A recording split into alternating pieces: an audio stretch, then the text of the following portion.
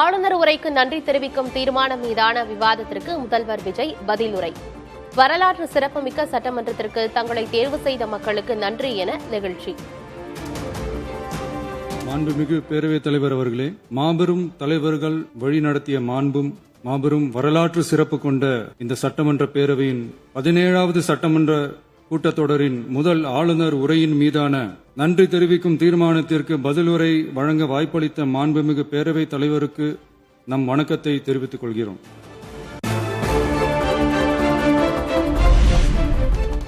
படங்களில் அரசியல் பேசியதால் இப்போது வரை பிரச்சினை.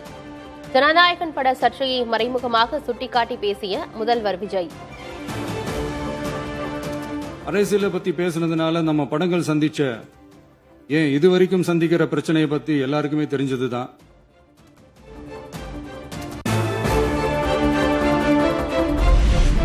கரூர் சம்பவத்தில் என் மீது பழி போட்டனர்.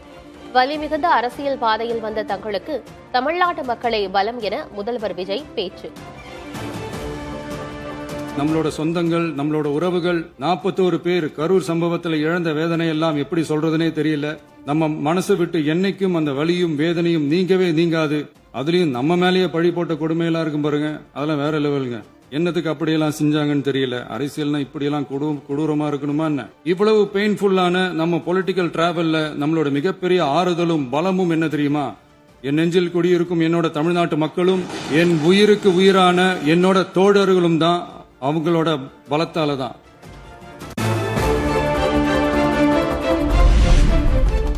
தங்கள் தயவால் தான் ஆட்சி நடப்பதாக திமுகவினர் பேசுவதாக முதல்வர் விஜய் விமர்சனம். மக்கள் மற்றும் மனசாட்சி சக்திகளின் ஆதரவில் ஆட்சி நடப்பதாக முதல்வர் பதில்.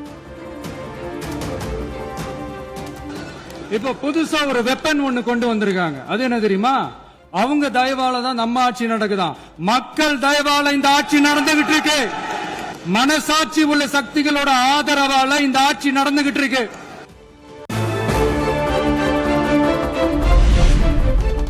சேரவே சேரமாட்டார்கள் என நினைத்தவர்கள் தாவேகாவுக்கு எதிராக ஒன்று சேர முயற்சி. தாவேகா ஆட்சிக்கு நாள் குறித்தவர்களை மக்கள் பார்த்துக் கொள்வார்கள் என்றும் முதல்வர் விஜய் பேச்சு. ஒரே ஒரு குடும்பம் மட்டும் முக்கியம்னு சொல்றது நம்மளோட ஆட்சி அதிகார அரசியல் இல்ல. தமிழ்நாட்டில் இருக்கிற ஒவ்வொரு குடும்பமும் முக்கியம்னு சொல்றது தான் நம்ம அரசியல். அதனாலதான் நமக்கு எதிரா யாரோ சேரவே மாட்டாங்கன்னு நினைச்சவங்க எல்லாம் ஒன்னா சேர்றாங்க. நம்ம ஆட்சிக்கு டேட்டு குறிக்கிறாங்க.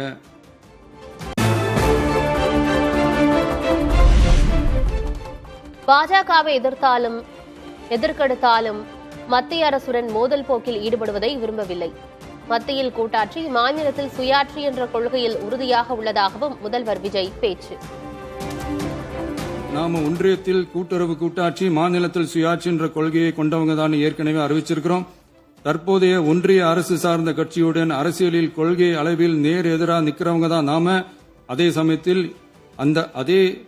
அதே சமயத்தில் எதுக்கெடுத்தாலும் கண்ணை மூடிக்கிட்டு ஒன்றிய அரசோட மோதல் போக்கை விரும்புறவங்க நாம இல்ல. நமக்கு எப்பவுமே தமிழகத்தின் வளர்ச்சி மட்டும்தான் முக்கியம்.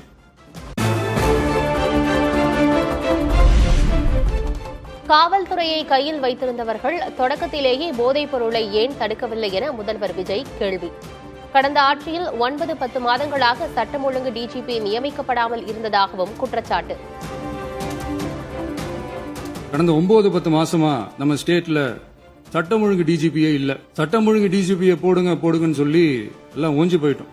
இந்த போதைப் பொருள் நடமாட்டம் எல்லாம் தாறுமாற அப்படியே பரவி கொட்டி கிடக்குது. இதெல்லாம் இனிஷியல் ஸ்டேஜ்லயே யார் கண்ட்ரோல் பண்ணிருக்கணும்? போலீஸ் டிபார்ட்மெண்ட் அப்ப யார் கையில இருந்தது?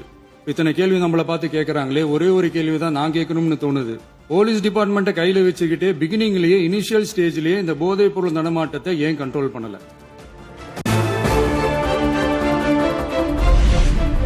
சட்டம் ஒழுங்கு சரியாக இருக்க வைப்போம். போதைப் பொருள் பயன்பாட்டை முற்றிலுமாக ஒழிக்க நடவடிக்கை எடுக்கப்படும் என்றும் முதல்வர் விஜய் உறுதி. சட்டம் ஒழுங்கு சரியா இருக்கணும் அப்படின்றதுல எங்களுக்கு மாற்று கருத்தே கிடையாது. கண்டிப்பா லா அண்ட் ஆர்டர் கரெக்டா இருக்கணும், கரெக்டா இருக்க வைப்போம். அதே மாதிரி இந்த போதைப் பொருள் நடமாட்டம் அதை கண்ட்ரோல் பண்றதுக்கும் நம்ம அரசு கடுமையான நடவடிக்கைகள் எடுத்துக்கிட்டு இருக்கிறோம். அதையும் கண்டினியூ பண்ணி எடுப்போம்.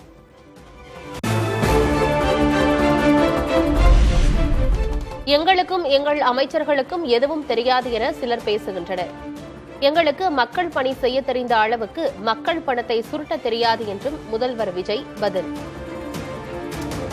எங்க சட்டமன்ற உறுப்பினர்களுக்கும் அமைச்சர்களுக்கும் மக்கள் பணி செய்ய தெரிஞ்ச அளவுக்கு மக்கள் பணத்தை சுருட்ட தெரியாதுதான். அரசு வருமானத்தை அரசு கஜானாவுக்கு மாத்த தெரிஞ்ச அளவுக்கு அந்த பணத்தை தனிப்பட்ட கஜானாவுக்கு மடை மாத்த தெரியாதுதான்.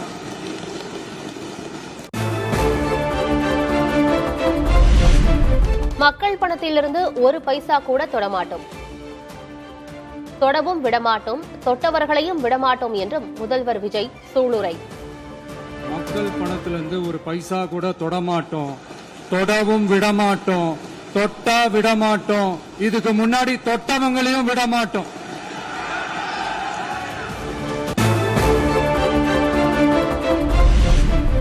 கட்சி நிதி என்ற பெயரில் டாஸ்மாகில் கொள்ளையடிக்கப்பட்டுள்ளதாக முதல்வர் விஜய் கடும் குற்றச்சாட்டு. கொள்ளையடிப்பதுதான் நிர்வாகத்திறன் என்றால் அது தங்களுக்கு தெரியாது எனவும் சாடல். டாஸ்மாக்ல பார்ட்டி ஃபண்ட் கட்சி நிதி அப்படின்ற பேர்ல அடிச்ச கொள்ளையெல்லாம் ஒண்ணு இப்போ கவர்மெண்டோட கஜானாவுக்குள்ள கொண்டு சேர்த்துக்கிட்டே இருக்கிறோம். டாஸ்மாக் விவகாரத்தில் முதல்வர் விஜய் முன்வைத்த குற்றச்சாட்டுக்கு திமுகவினர் எதிர்ப்பு. பதிலுக்கு தாவேகாவினரும் எதிர்ப்பு தெரிவித்ததால் சட்டமன்றத்தில் கடும் அமளி. பார்ட்டி ஃபண்ட் கட்சி நிதி அப்படின்ற பேர்ல அடிச்ச கொள்ளையெல்லாம் ஒண்ணு இப்போ கவர்மெண்டோட கஜானாவுக்குள்ள கொண்டு சேர்த்துக்கிட்டே இருக்கிறோம். பதிலுக்கு போய் நேரம் தரேன், அப்ப பேசட்டும், அவங்க பேசட்டும், அவங்கள பேச அனுமதி. உட்காருங்க.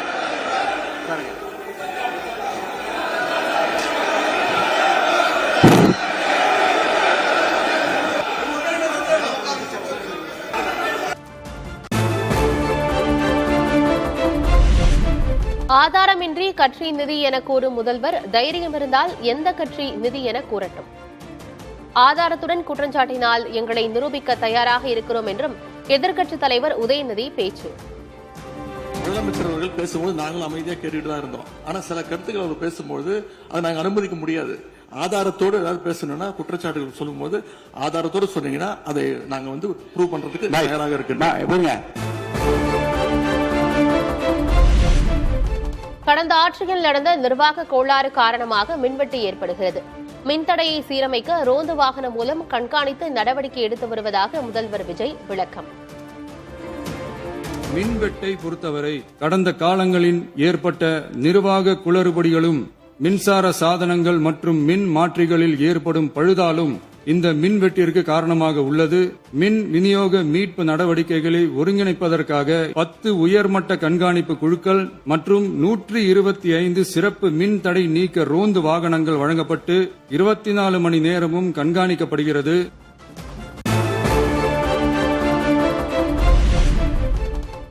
ஐந்து நிமிடம் பேசியதற்கே கொளத்தூர் ஆட்டம் கண்டது. திமுக தலைவர் ஸ்டாலின் தோல்வி பற்றி சட்டமன்றத்தில் மறைமுகமாக பேசிய முதல்வர் விஜய். 5 நிமிஷம் பேசினதுக்கே கொளத்தூர் இந்த ஆட்டம் அடிச்சு பேசுனா அப்புறம் என்ன பண்றது?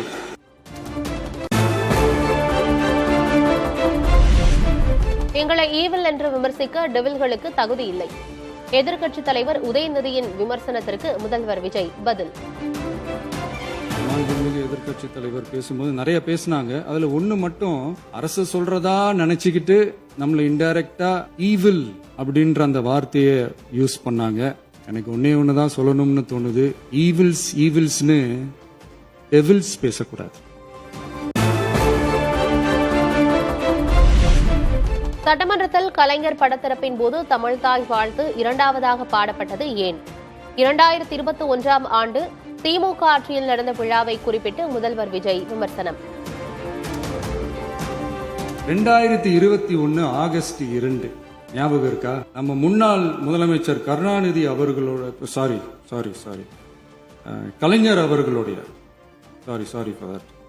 கலைஞர் அவர்களுடைய புகைப்படத்தை மாண்புமிகு குடியரசுத் தலைவர் திறந்து வைக்கிற ஒரு ஃபங்க்ஷன். அவர் இருந்த இதே சபையில தமிழ 2வது இடத்துக்கு தள்ளினது யாருன்னு ஞாபகம் இருக்கா? அது மட்டும் இல்ல, அந்த தேசிய கீதத்தை நாட்டுப்பண் நேஷனல் ஆந்தம்னு சொல்லி அதே ஃபங்க்ஷன்ல கடைசியா ஃபங்க்ஷன் முடியும் போது செகண்ட் டைம் தேசிய கீதம் பாடினதும் ஞாபகம் இருக்கா?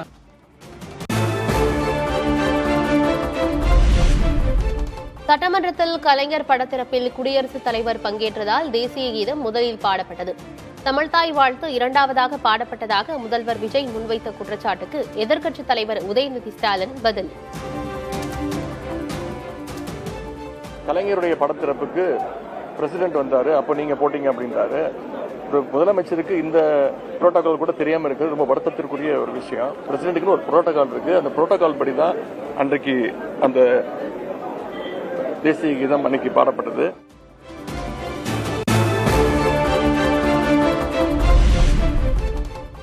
சட்டமன்றத்தில் குட்டி கதை கூறி விமர்சித்த முதல்வர். சிறுவனின் அப்பாவை காணவில்லை என பெரியவர் தேடியதாக கதை கூறிய விஜய். எனக்கு ஒரு குட்டி கதை ஒன்று ஞாபகம் வருது, சொல்லாமா? ஊர்ல ஒரு பெரியவர் வெயில் ரொம்ப ஜாஸ்தியா இருக்குன்னு சொல்லிட்டு கண்ணுக்கு மேல கை வச்சுக்கிட்டு இப்படி சுத்தி முத்தி தேடிக்கிட்டு இருந்தாராம். அப்ப கூட இருந்த ஒரு சின்ன பையன் என்ன தேடுறீங்க அப்படின்னு கேட்டானா. அதுக்கு அந்த பெரியவர் சொன்னாரா, அது ஒண்ணு இல்ல தம்பி,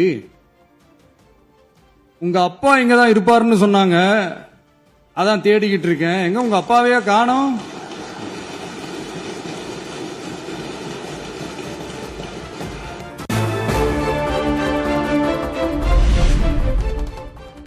கூட்டணி பேச்சுவார்த்தை முடிந்ததும் திமுக தலைவர் ஸ்டாலின் செய்த சைகையை சட்டமன்றத்தில் செய்து காட்டிய முதல்வர் விஜய். திமுக உறுப்பினர்கள் வெளிநடப்பு செய்த நிலையில் முதல்வர் செய்த சைகைக்கு ஆளும் கட்சி எம்எல்ஏக்கள் ஆரவாரம்.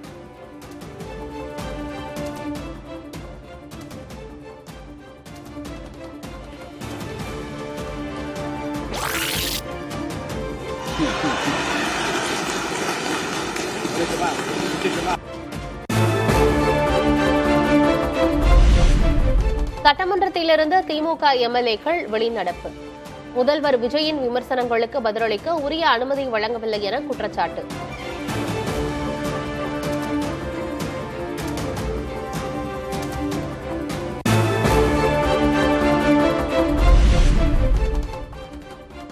செங்கல்பட்டு கோர்ட்டில் கணவனை தேடும் மனைவி கதையெல்லாம் தமிழ்நாட்டுக்கே தெரியும். நடிகர் என்பதை மறந்து இனியாவது முதல்வராக விஜய் நடந்து கொள்ள வேண்டும் என்றும் எதிர்க்கட்சித் தலைவர் உதயநிதி எக்ஸ் பக்கத்தில் பதிவு.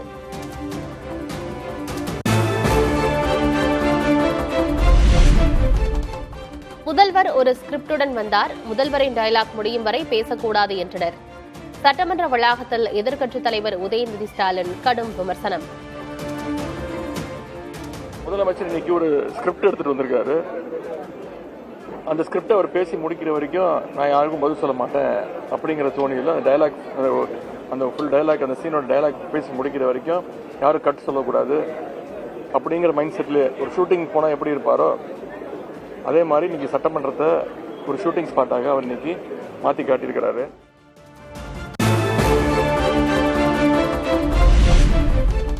சினிமா பாணியில் முதல்வர் விஜயின் உரை உள்ளதாக எதிர்க்கட்சித் தலைவர் உதயநிதி ஸ்டாலின். ஆக்ஷன் முதல்வர், டைரக்ஷன் சபாநாயகர், உதவி இயக்குநர்கள், அமைச்சர்கள் எனவும் விமர்சனம். ஷூட்டிங் ஸ்பாட்டுக்கு ஒருத்தர் வந்தா எப்படி இருப்பாரோ, டயலாக ஃபுல்லா மகப் பண்ணிட்டு வந்து எப்படி பேசி நடிச்சு போவாரோ அது மாதிரி இன்னைக்கு முதலமைச்சருடைய இந்த உரை அமைஞ்சிருக்கு. நடிக்க ஆரம்பிச்சிட்டாரு. இங்கேயும் இப்ப செய்கையெல்லாம் கொஞ்சம் நடிச்சுக்காரு. ஆக்ஷன்லாம் இன்னும் ஸ்பீக்கர் வந்து ஆக்ஷன் கட்டு அதெல்லாம் இனிமேல் சொல்லுவாருன்னு நினைக்கிறேன். ஒன் மோர்லாம் போவாங்கன்னு நினைக்கிறேன். இனிமேல் ஸ்பீக்கர் அனுமதி வாங்கி ஆக்ஷன் பண்ணலாமான்னு கேட்கிறாரு. ஸ்பீக்கர் ஆக்ஷன் அப்படின்றாரு.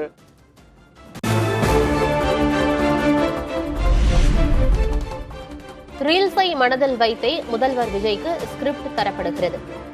ஆடியோ ட்ரெய்லர் லான்ச் போல பேசியுள்ளார் முதல்வர் விஜய் என்றும் எதிர்க்கட்சித் தலைவர் உதயநிதி சாடல். Audio launch function, trailer launch ஃபங்க்ஷன்லாம் இதுதான் அவருடைய பாணி. அதுதான் இங்கேயும் அவர் கடைப்பிடிக்கிறாரு. அதான் இது வந்து முழுக்க அவங்க வந்து இந்த சோசியல் மீடியாவில் ட்ரெண்ட் ஆகணும்னு, ரீல்ஸாக போகணும்னு. இன்னைக்கு முதலமைச்சரோட பேச்சை நீங்கள் எடுத்து பார்த்தீங்கன்னா கிட்டத்தட்ட ஒரு அரை மணி நேரம் பேசியிருக்காருன்னா அதில் ஒரு 10 ரீல் தேரும். அது வந்து பிளான் பண்ணி தான் பண்ணுறாங்க. இது ஃபுல்லாக ஸ்கிரிப்டடாக தான் இருக்கு.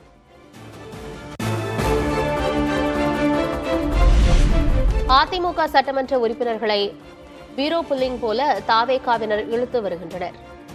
யார் தயவிலும் ஆட்சி அமைக்கவில்லை என கூறிய முதல்வர் அதிமுகவின் ஒரு தரப்பை சந்தித்தது ஏன் என்றும் உதயநிதி கேள்வி.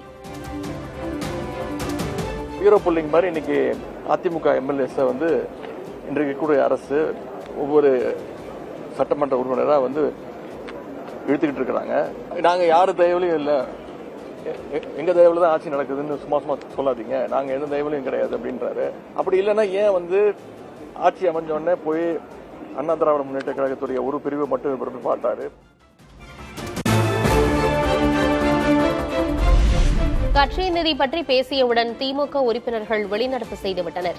சட்டமன்ற வளாகத்தில் செய்தியாளர் சந்திப்பின் போது அமைச்சர் நிர்மல்குமார் பேச்சு. முதல்வர் உரை துவங்கிய உடனே, அதாவது லைவ் போயிட்டு இருக்கு, எல்லாருக்கும் தெரியும், லைவ்ல இருக்கு. பார்ட்டி ஃபண்டுன்னு சொன்ன உடனே என்ன திமுகவுக்கு என்ன பயம்னு தெரியல, உடனே எழுந்து நின்று அவர்கள் வந்து முதல்வர் பேசப்படாமல் தடுக்க முயற்சி செய்தனர். அதற்கப்புறமும் வந்து அவர்களால் உள்ளே இருக்க முடியாமல், இந்த திருடனுக்கு தேல் கொட்டின மாதிரி இருக்க முடியாமல் அங்க சட்டசபையிலிருந்து வெளிநடப்பு செய்தனர்.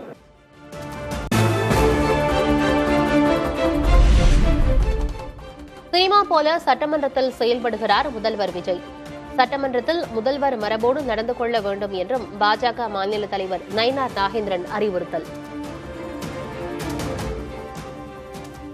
அவர் இன்னும் சினிமாவில் நடிக்கிற மாதிரியே நினைச்சிட்டு சட்டமன்றத்தில் இருந்துட்டு இருக்காரு. அப்படிலாம் சட்டமன்ற மரபுப்படி செய்யக்கூடாதுன்னு தெரியும். இதை மாதிரி முந்தி செஞ்சவங்களுடைய நிலைமையெல்லாம் என்ன ஆச்சுங்கிறது இப்ப உங்களுக்கு தெரியும். இனிமேலாவது முதலமைச்சர் தன்னுடைய தகுதியை அறிந்து சட்டமன்றத்தினுடைய மரபோடு நடந்து கொள்ள வேண்டும் என்று கேட்டுக்கொள்கிறேன்.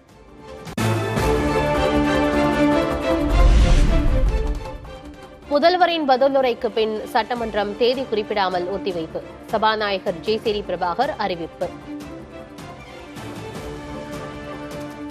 தீர்மானம் ஒருமனதாக நிறைவேறியது. பேரவை மீண்டும் கூடும் நாள் குறிப்பிடப்பெறாமல் ஒத்திவைக்கப்படுகிறது. வணக்கம்.